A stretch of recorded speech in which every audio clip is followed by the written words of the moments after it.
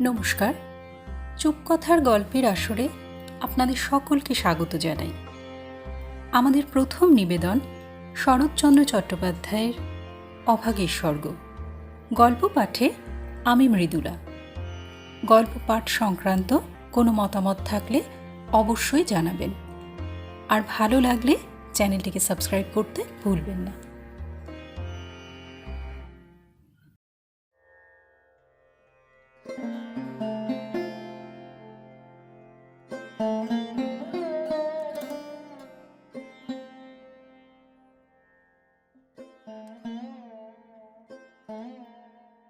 ঠাকুরদাস মুখুজ্জের বর্ষীয়সী স্ত্রী 7 দিনের জ্বরে মারা গেলেন। বৃদ্ধ মুখোপাধ্যায় মহাশয় ধানের কারবারে অতিশয় সঙ্গতিপন্ন। তার 4 ছেলে 3 মেয়ে। ছেলে মেয়েদের ছেলেপুলে হইয়াছে। জামাইরা, প্রতিবেশীর দল, চাকর বাকর, সে যেন একটা উৎসব বাঁধিয়া গেল। সমস্ত গ্রামের লোক ধুমধামে শবযাত্রা ভিড় করিয়া দেখিতে আসিল।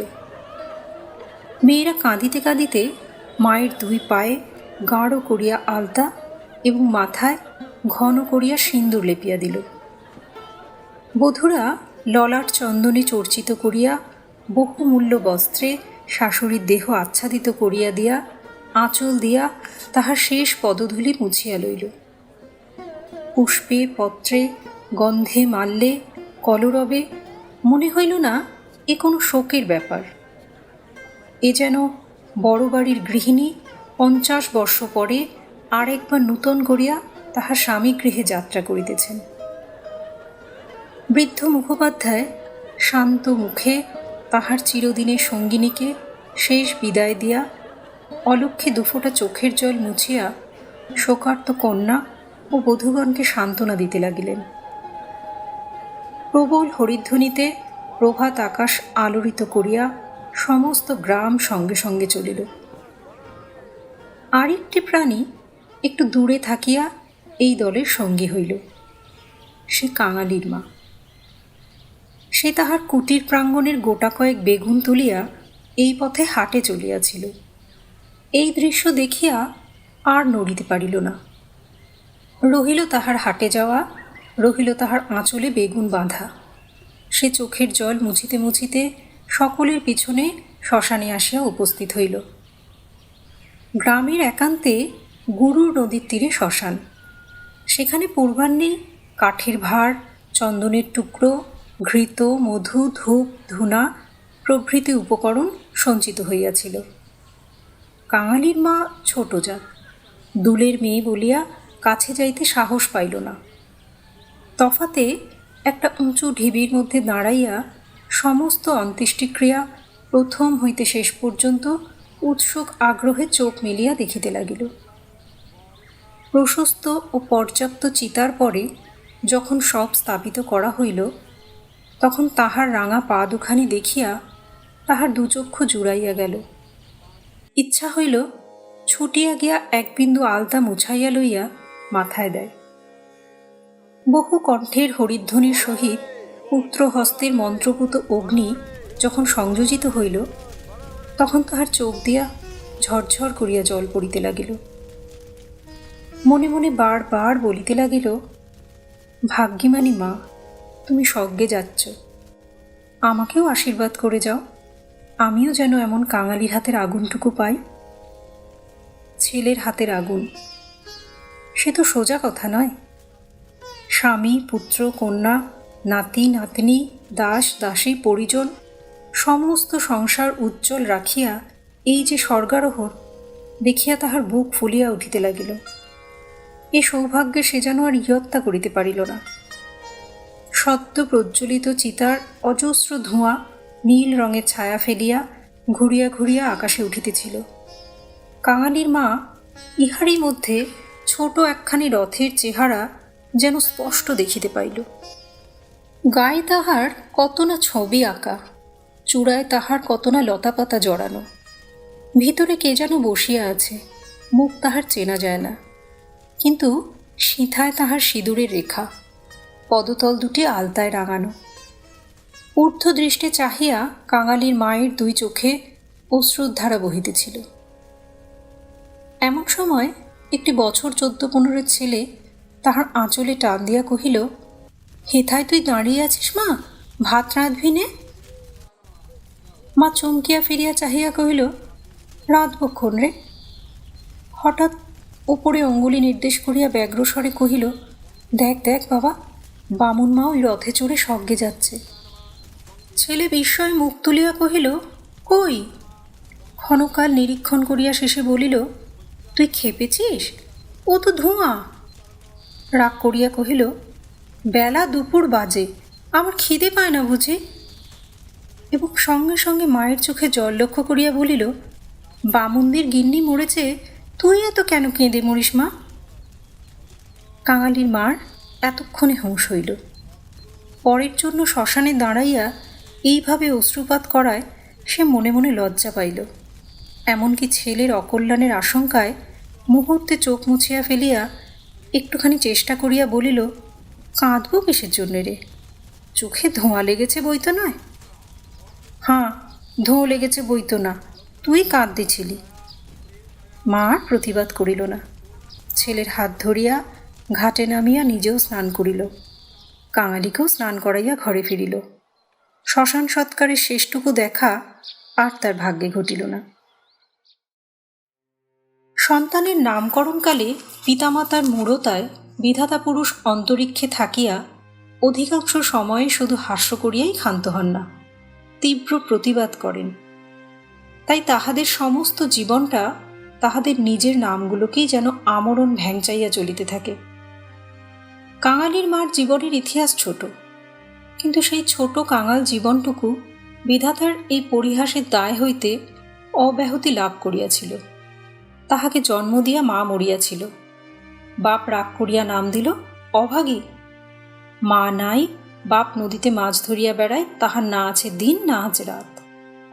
তবু যে কি করিয়া ক্ষুদ্র অভাগী একদিন কাঙালির মা হইতে বাঁচিয়া রহিল, সে এক বিস্ময়ের বস্তু। যাহার সহিত বিবাহ হইল তাহার নাম রসিক বাঘ। বাঘের অন্য বাঘিনী ছিল। ইহাকে লইয়া সে গ্রামান্তরে উঠিয়া গেল। অভাগী তাহার অভাগ্য এই শিশুপুত্র কাঙালিকে লইয়া গ্রামেই পড়িয়া রহিল। তাহার সেই কাঙালি বড় হইয়া আজ 15 পা দিয়াছে। সবে মাত্র বেতের কাজ শিখিতে আরম্ভ করিয়াছে। অভাগীর আশা হইয়াছে আরও বছরখানেক তাহার অভাগ্যের সহিত জুজিতে পারিলে দুঃখ ঘুচিবে। এই দুঃখ যে কি, যিনি দিয়াছেন তিনি ছাড়া আর কেহই জানে না। কাঙালি পুকুর হইতে আঁচাইয়া আসিয়া দেখিল তাহার পাতে ভুক্তাবশেষ মা একটা মাটির পাত্রে ঢাকিয়া রাখিতেছে। আশ্চর্য হইয়া জিজ্ঞাসা করিল, তুই খেলি রে মা?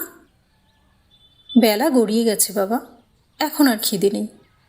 ছেলে বিশ্বাস করিল না, বলিল, খিদে নেই বই কি, কই দেখি তোর হাঁড়ি। এই ছলনায় বহু দিন কাঙালির মা কাঙালিকে ফাঁকি দিয়ে আসিয়াছে। সে হাঁড়ি দেখিয়া তবে ছাড়িল। তাহাতে আরেকজনের মতো ভাত ছিল। তখন সে প্রসন্ন মুখে মায়ের কোলে গিয়া বসিল। এই বয়সের ছেলে সচরাচর এরূপ করে না, কিন্তু শিশুকাল হইতে বহুকাল যাবৎ সে রুগ্ন ছিল বলিয়া মায়ের ক্রোড় ছাড়িয়া বাহিরের সঙ্গী সাথীদের সহিত মিশিবার সুযোগ পায় নাই। এইখানে বসিয়াই তাহাকে খেলাধুলার স্বাদ মেটাইতে হইয়াছে। এক হাতে গলা জড়াইয়া মুখের ওপর মুখ রাখিয়াই কাঙালি চকিত হইয়া কহিল, মা, তোর গা যে গরম, কেন তুই অমন রোদে দাঁড়িয়ে মরা পোড়ানো দেখতে গেলি? কেন আবার নিয়ে এলি? মরা পোড়ানো কি তুই? মা শশব্যস্তে ছেলের মুখে হাত চাপা দিয়া কহিল, ছি বাবা, মরা পোড়ানো বলতে নেই, পাপ হয়। সতীলক্ষ্মী মা ঠাকুরন রথে করে স্বর্গে গেলেন। ছেলে সন্দেহ করিয়া কহিল, তোর এক কথা মা, রথে চড়ি কেউ নাকি আবার স্বর্গে যায়? মা বলিল, আমি যে চোখে দেখনু কাঙালি, বামুন মা রথের উপরে বসে, তেনার রাঙা পা দুখানি যে সবাই চোখ মেলে দেখল রে, সবাই দেখলে, সবাই দেখলে। কাঙালি মায়ের বুকে ঠেস দিয়া বসিয়া ভাবিতে লাগিল। মাকে বিশ্বাস করাই তাহার অভ্যাস। বিশ্বাস করিতেই সে শিশুকাল হইতে শিক্ষা করিয়াছে। সেই মা যখন বলিতেছে সবাই চোখ মেলিয়া এত বড় ব্যাপার দেখিয়াছে, তখন অবিশ্বাস করিবার আর কিছু নাই। খানিক পরে আস্তে আস্তে কহিল, তাহলে তুইও তো মা স্বর্গে যাবি? বিন্দির মা সেদিন রাখালির পিসিকে বলতেছিল, ক্যাংলার মার মতো সতীলক্ষ্মী আর দুলেপাড়ায় নেই। কাঙালির মা চুপ করিয়া রহিল। কাঙালি তেমনি ধীরে ধীরে কহিতে লাগিল, বাবা যখন তোরে ছেড়ে দিলে, তখন তোরে কত লোকে তো নিকে করতে সাদাসাদি করলে, কিন্তু তুই বললি না। বললি ক্যাঙালি বাঁচলে আমার দুঃখ ঘুচবে, আবার নিকে করতে যাব কিসের জন্যে? হ্যাঁ মা, তুই নিকে করলে আমি কোথায় থাকতুম? আমি হয়তো না খেতে পেয়ে এতদিনে কবে মরে যেতুম। মা ছেলেকে দুই হাতে বুকে চাপিয়া ধরিল। বস্তুত সেদিন তাহাকে এ পরামর্শ কম লোকে দেয় নাই, এবং যখন সে কিছুতেই রাজি হইল না, তখন উৎপাত উপদ্রব তাহার প্রতি সামান্য হয় নাই। সেই কথা স্মরণ করিয়া অভাগীর চোখ দিয়া জল পড়িতে লাগিল। ছেলে হাত দিয়া মুছাইয়া দিয়া বলিল, ক্যাঁতাটা পেতে দেব মা, শুবি? মা চুপ করিয়া রহিল। কাঙালি মাদুর পাতিল, কাঁথা পাতিল, মাচার ওপর হইতে বালিশটি পাড়িয়া দিয়া হাত ধরিয়া তাহাকে বিছানায় টানিয়া লইয়া যাইতে মা কহিল, কাঙালি, আজ তোর আর কাজে গিয়ে কাজ নেই। কাজ কামাই করিবার প্রস্তাব কাঙালির খুব ভালো লাগিল, কিন্তু কহিল, জলপানির পয়সা দুটো তো তাহলে দেবে না মা? না দিককে, আয় তোকে রূপকথা বলি। আর প্রলুব্ধ করিতে হইল না। কাঙালি তৎক্ষণাৎ মায়ের বুক ঘেঁষিয়া শুইয়া পড়িয়া কহিল, বল তাহলে, রাজপুত্তুর, কোটালপুত্তুর আর সেই পক্ষীরাজ ঘোড়া? অভাগী রাজপুত্র, কোটালপুত্র আর পক্ষীরাজ ঘোড়ার কথা দিয়া গল্প আরম্ভ করিল। এ সকল তাহার পরের কাছে কতদিনের শোনা এবং কতদিনের বলা উপকথা। কিন্তু মুহূর্ত কয়েক পরে কোথায় গেল তাহার রাজপুত্র আর কোথায় গেল তাহার কোটালপুত্র? সে এমন উপকথা শুরু করিল, যাহা পরের কাছে তাহার শেখা নয়, নিজের সৃষ্টি। জ্বর তাহার যত বাড়িতে লাগিল, উষ্ণ রক্তস্রোত যত দ্রুতবেগে মস্তিষ্কে বহিতে লাগিল, ততই সে যেন নব নব উপকথার ইন্দ্রজাল রচনা করিয়া চলিতে লাগিল। তাহার বিরাম নাই, বিচ্ছেদ নাই। কাঙালির স্বল্প দেহ বারবার রোমাঞ্চিত হইতে লাগিল। ভয়ে, বিস্ময়ে, পুলকে সে সজোরে মায়ের গলা জড়াইয়া তাহার বুকের মধ্যে যেন মিশিয়া যাইতে চাহিল। বাহিরে বেলা শেষ হইল, সূর্য অস্ত গেল, সন্ধ্যার ম্লান ছায়া গাঢ়তর হইয়া চরাচর ব্যক্ত করিল, কিন্তু ঘরের মধ্যে আজ আর দীপ জ্বলিল না। গৃহস্থের শেষ কর্তব্য সমাধা করিতে কেহ উঠিল না। নিবিড় অন্ধকার কেবলই রুগ্ন মাতার গুঞ্জন নিস্তব্ধ পুত্রের কর্ণে সুধা বর্ষণ করিয়া চলিতে লাগিল। সেই শ্মশান ও শ্মশান যাত্রার কাহিনী, সেই রথ, সেই রাঙা পা দুটি, সেই তার স্বর্গে যাওয়া। কেমন করিয়া শোকার্ত স্বামী শেষ পদধূলি দিয়া কাঁদিয়া বিদায় দিলেন, কি করিয়া হরিধ্বনি দিয়া ছেলেরা মাতাকে বহন করিয়া লইয়া গেল, তারপরে সন্তানের হাতের আগুন। সে আগুন তো আগুন নয় কাঙালি, সেই তো হরি। তার আকাশ জোড়া ধুঁয়ো তো ধুঁয়ো নয় বাবা, সেই তো স্বর্গের রথ। কাঙালি চরণ, বাবা আমার। কেন মা, তোর হাতের আগুন যদি পাই বাবা, বামুনমার মতো আমিও স্বর্গে যেতে পাবো। কাঙালি অস্ফুটে শুধু কহিল, যা, বলতে নেই। মা সে কথা বোধ করি শুনিতেও পাইল না। তপ্ত নিঃশ্বাস ফেলিয়া বলিতে লাগিল, ছোট জাত বলে তখন কিন্তু কেউ ঘেন্না করতে পারবে না, দুঃখী বলে কেউ ঠেকিয়ে রাখতে পারবে না। ইস, ছেলের হাতের আগুন, রথকে যে আসতেই হবে। ছেলে মুখের উপর মুখ রাখিয়া ভগ্নকণ্ঠে কহিল, বলিস নে মা, বলিস নে, আমার বড্ড ভয় করে। মা কহিল, আর দেখ কাঙালি, তোর বাবাকে একবার ধরে আনবি। অমনি যেন পায়ের ধুলো মাথায় দিয়ে আমাকে বিদায় দেয়, অমনি পায়ে আলতা, মাথায় সিঁদুর দিয়ে। কিন্তু কে বা দেবে? তুই দিবি না রে কাঙালি? তুই আমার ছেলে, তুই আমার মেয়ে, তুই আমার সব। বলিতে বলিতে সে ছেলেকে একেবারে বুকে চাপিয়া ধরিল। অভাগের জীবননাট্যের শেষ অঙ্ক পরিসমাপ্ত হইতে চলিল। বিস্তৃতি বেশি নয়, সামান্যই। বোধ করি 30টা বৎসর আজও পার হইয়াছে কি হয় নাই। শেষও হইল তেমনই সামান্যভাবে। গ্রামে কবিরাজ ছিল না, ভিন্ন গ্রামে তাহার বাস। কাঙালি গিয়া কাঁদাকাটি করিল, হাতে পায়ে পড়িল। শেষে ঘটি বাঁধা দিয়া তাহাকে 1 টাকা প্রণামী দিল। তিনি আসিলেন না, গোটাচারেক বড়ি দিলেন। তাহার কত কি আয়োজন, খল, মধু, আদার সত্ত্ব, তুলসী পাতার রস। কাঙালির মা ছেলের প্রতি রাগ করিয়া বলিল, কেন তুই আমাকে না বলে ঘটি বাঁধা দিতে গেলি বাবা? হাত পাতিয়া বড়ি কয়টি গ্রহণ করিয়া মাথায় ঠেকাইয়া উনানে ফেলিয়া দিয়া কহিল, ভালো হইতো এতেই হব। বাগদিদুলের ঘরে কেউ কখনো ওষুধ খেয়ে বাঁচে না। দিন 2-3 এমনই গেল। প্রতিবেশীরা খবর পাইয়া দেখিতে আসিল। যে যাহা মুষ্টিযোগ জানিত, হরিণের সিংহসা জল গেঁটে করি পুড়াইয়া মধুতে মারিয়া চাটাইয়া দেওয়া ইত্যাদি অব্যর্থ ঔষধের সন্ধান দিয়া যে যাহার কাজে গেল। ছেলে মানুষ কাঙালি ব্যতিব্যস্ত হইয়া উঠিতে মা তাহাকে কাছে টানিয়া লইয়া কহিল, কোবরেজের বড়িতে কিছু হয় না বাবা, আর ওদের ওষুধে কাজ হবে? আমি এমনিই ভালো হব। কাঙালি কাঁদিয়া কহিল, তুই বড়ি তো খেলি নে মা, উনুনে ফেলে দিলি। এমনি কি কেউ সারে? আমি এমনি সেরে যাব। তার চেয়ে তুই 2টো ভাতে ভাত ফুটিয়ে নিয়ে খা দেখি, আমি চেয়ে দেখি। কাঙালি এই প্রথম অপটু হস্তে ভাত রাঁধিতে প্রবৃত্ত হইল। না পারিল ফ্যান ঝাড়িতে, না পারিল ভালো করিয়া ভাত বাড়িতে। উনান তাহার জ্বলে না, ভিতরে জল পড়িয়া ধোঁয়া হয়। ভাত ঢালিতে চারিদিকে ছড়াইয়া পড়ে। মায়ের চোখ ছলছল করিয়া আসিল।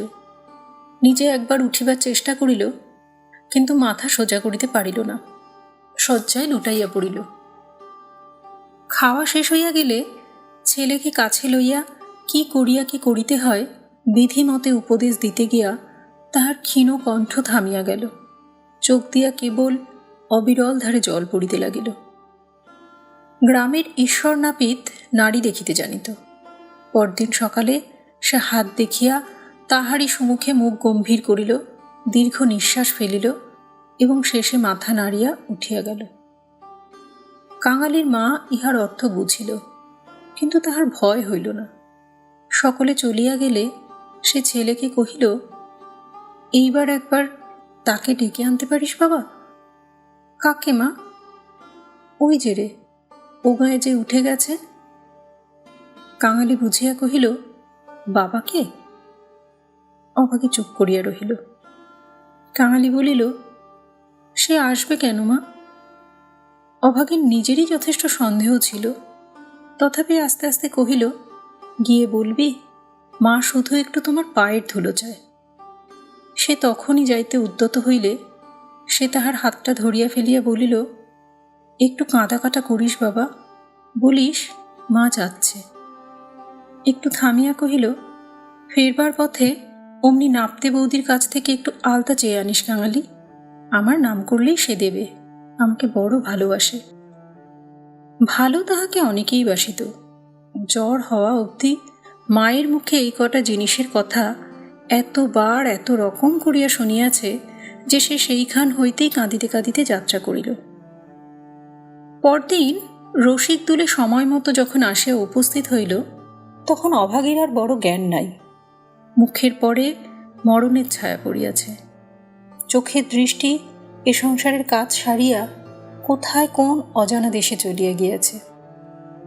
কাঙালি কাঁদিয়া কহিল, মা গো, বাবা এসেছে, পায়ের ধুলো নেবে যে। মা হয়তো বুঝিল, হয়তো বুঝিল না। হয়তোবা তাহার গভীর শঙ্কিত বাসনা সংস্কারের মতো তাহার আচ্ছন্ন চেতনায় ঘা দিল। এই মৃত্যুপথযাত্রী অবশ বাহুখানি শয্যার বাহিরে বাড়াইয়া হাত পাতিল। রসিক হতবুদ্ধির মতো দাঁড়াইয়া রহিল। পৃথিবীতে তাহারও পায়ের ধুলার প্রয়োজন আছে, ইহাও কেহ নাকি চাহিতে পারে, তাহা তাহার কল্পনার অতীত। বিন্দির পিসি দাঁড়াইয়াছিল। সে কহিল, দাও বাবা, দাও পায়ের ধুলো। রসিক অগ্রসর হইয়া আসিল। জীবনে যে স্ত্রীকে সে ভালোবাসা দেয় নাই, অসন বসন দেয় নাই, কোনো খোঁজ খবর করে নাই, মরণকালে তাহাকে একটু পায়ের ধুলা দিতে গিয়া কাঁদিয়া ফেলিল। রাখালের মা বলিল, এমন সতীলক্ষ্মী বামুন কায়েতের ঘরে না জন্মে আমাদের দুলের ঘরে জন্মালো কেন? এইবার ওর একটু গতি করে দাও বাবা। ক্যাংড়ার হাতে আগুনের লোভে ও যেন প্রাণটা দিলে। অভাগ্যের দেবতা অগোচরে বসিয়া কি ভাবিলেন জানি না, ছেলে মানুষ কাঙালির বুকে গিয়া এ কথা যেন তীরের মতো বিঁধিল। এদিন দিনের বেলাটা কাটিল, প্রথম রাত্রিটাও কাটিল, কিন্তু প্রভাতে কাঙালির মা আর অপেক্ষা করিতে পারিল না। কি জানি এত ছোট জাতের জন্য স্বর্গে রথের ব্যবস্থা আছে কিনা, কিংবা অন্ধকারে পায়ে হাঁটিয়াই তাহাদের রওনা হইতে হয়। কিন্তু এটা বোঝা গেল, রাত্রি শেষ না হতে এই দুনিয়া সে ত্যাগ করিয়া গিয়াছে। কুটির প্রাঙ্গণে একটা বেল গাছ। একটা কুড়ুল চাহিয়া আনিয়া রসিক ঘা দিয়াছে কি দেয় নাই, জমিদারের দারোয়ান কোথা হইতে ছুটিয়া তাহার গালে সশব্দে একটা চর কষাইয়া দিল। কুড়ুল কাড়িয়া কহিল, শালা, এ কি তোর বাপের গাছ আছে যে কাটতে লেগেছিস? রসিক গালে হাত বুলাইতে লাগিল। কাঙালি কাঁদো কাঁদো হইয়া বলিল, এ যে আমার মায়ের হাতে পোতা গাছ দারোয়ানজি, বাবাকে খামোখা বকলে কেন? হিন্দুস্তানি দারোয়ান তাহাকেও একটা অশ্রাব্য গালি দিয়া মারিতে গেল, কিন্তু সে নাকি তাহার জননীর মৃতদেহ স্পর্শ করিয়া বসিয়াছিল, তাই অশৌচের ভয়ে তাহার গায়ে হাত দিল না। হাঁকাহাঁকিতে একটা ভিড় উঠিল। কেহই অস্বীকার করিল না যে বিনা অনুমতিতে রসিকের গাছ কাটিতে যাওয়াটা ভালো হয় নাই। তাহারাই আবার দারোয়ানজির হাতে পায়ে পড়িতে লাগিল। তিনি অনুগ্রহ করিয়া যেন একটা হুকুম দেন, কারণ সে সময় যে কেহ দেখিতে আসিয়াছে কাঙালির মা তাহারই হাতে তাহার শেষ অভিলাষ ব্যক্ত করিয়া গিয়াছে। দারোয়ান ভুলিবার পাত্র নহে। সে হাত মুখ নাড়িয়া জানাইল, এ সকল তাহার কাছে খাটিবে না। জমিদার স্থানীয় লোক নহেন, গ্রামে তাহার একটা কাছারি আছে, গুমস্তা অধর রায় তাহার কর্তা। লোকগুলা যখন হিন্দুস্তানিটার কাছে ব্যর্থ অনুনয় বিনয় করিতে লাগিল, কাঙালি ঊর্ধ্বশ্বাসে দৌড়িয়া একেবারে কাছারি বাড়িতে আসিয়া উপস্থিত হইল। সে লোকের মুখে মুখে শুনিয়াছিল পিয়াদারা ঘুষ লয়। তাহার নিশ্চয় বিশ্বাস হইল, অত বড় অসঙ্গত অত্যাচারের কথা যদি কর্তার গোচর করিতে পারে, তো ইহার প্রতিবিধান না হইয়াই পারে না। হায় রে অনভিজ্ঞ! বাংলাদেশের জমিদার ও তাহার কর্মচারীকে সে চিনিত না। সদ্য মাতৃহীন বালক শোক ও উত্তেজনায় উদ্ভ্রান্ত হইয়া একেবারে ওপরে উঠিয়া আসিয়াছিল। অধর রায় সেই সময় সন্ধানিক ও যৎসামান্য জলযোগান্তে বাহিরে আসিয়াছিলেন। বিস্মিত ক্রুদ্ধ হইয়া কহিলেন, কে রে? আমি কাঙালি। দারোয়ানজি আমার বাবাকে মেরেছে। বেশ করেছে, হারামজাদা খাজনা দেয়নি বুঝি? কাঙালি কহিল, না বাবু মশাই, বাবা গাছ কাটতেছিল, আমার মা মরেছে। বলিতে বলিতে সে কান্না আর চাপিতে পারিল না। সকালবেলায় কান্না কাটিতে অধর অত্যন্ত বিরক্ত হইলেন। ছোঁড়া মরা ছুঁইয়া আসিয়াছে, কি জানি এখানকার কিছু ছুঁইয়া ফেলিল নাকি। ধমক দিয়া বলিলেন, মা মরেছ তো যা, নিচে নেবে দাঁড়া। ওরে কে আছিস রে, এখানে একটু গোবর জল ছড়িয়ে দে। কি জাতের ছেলে তুই? কাঙালি সভয়ে প্রাঙ্গণে নামিয়া দাঁড়াইয়া কহিল, আমরা দুলে। অধর কহিলেন, দুলে? দুলের মরায় কাঠ কি হবে শুনি? কাঙালি বলিল, মা যে আমাকে আগুন দিতে বলে গেছে। তুমি জিজ্ঞেস করো না বাবুমশাই, মা যে সবাইকে বলে গেছে, সকলে শুনেছে যে। মায়ের কথা বলিতে গিয়া তাহার অনুক্ষণের সমস্ত অনুরোধ উপরোধ মুহূর্তে স্মরণ হইয়া কণ্ঠ যেন তাহার কান্নায় ফাটিয়া পড়িতে চাহিল। অধর কহিলেন, মাকে পোড়াবি তো গাছের দাম 5টা টাকা আনগে, পারবি? কাঙালি জানিত তাহা অসম্ভব। তাহার উত্তরীয় কিনিবার মূল্যস্বরূপ তাহার ভাত খাইবার পিতলের কাঁসিটি বিন্দির পিসি 1 টাকায় বাঁধা দিতে গিয়াছে, সে চোখে দেখিয়া আসিয়াছে। সে ঘাড় নাড়িল, বলিল, না। অধর মুখখানা অত্যন্ত বিকৃত করিয়া কহিলেন, না তো মাকে নিয়ে নদীর চড়ায় পুঁতে ফেলগে যা। কার বাবার কাছে তোর বাপ কুড়াল ঠেকাতে যায়, পাজি হতভাগা নচ্ছাড়। কাঙালি বলিল, সে যে আমাদের উঠানের গাছ বাবুমশাই, সে আমার মায়ের হাতে পোঁতা গাছ। হাতে পোঁতা গাছ? পাড়ে বেটাকে গলা ধাক্কা দিয়ে বার করে দে। পাড়ে আসিয়া গলা ধাক্কা দিল এবং এমন কথা উচ্চারণ করিল যাহা কেবল জমিদারের কর্মচারীরাই পারে। কাঙালি ধুলা ঝাড়িয়া উঠিয়া দাঁড়াইল, তারপরে ধীরে ধীরে বাহির হইয়া গেল। কেন যে সে মার খাইল, কি তাহার অপরাধ, ছেলেটা ভাবিয়াই পাইল না। গোমস্তার নির্বিকার চিত্তে দাগ পর্যন্ত পড়িল না। পড়িলে চাকুরি তাহার জুটিত না। কহিলেন, পরেশ, দেখ তো হে, এ বেটার খাজনা বাকি পড়েছে কিনা। থাকে তো জাল টাল কিছু একটা কেড়ে এনে যেন রেখে দেয়, হারামজাদা পালাতে পারে।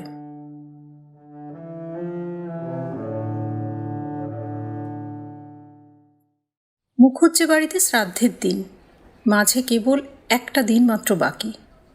সমারোহের আয়োজন গৃহিণীর উপযুক্ত করিয়াই হইতেছে।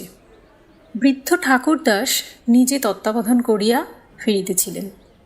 কাঙালি আসিয়া তাহার সম্মুখে দাঁড়াইয়া কহিল, ঠাকুরমশাই, আমার মা মরে গেছে।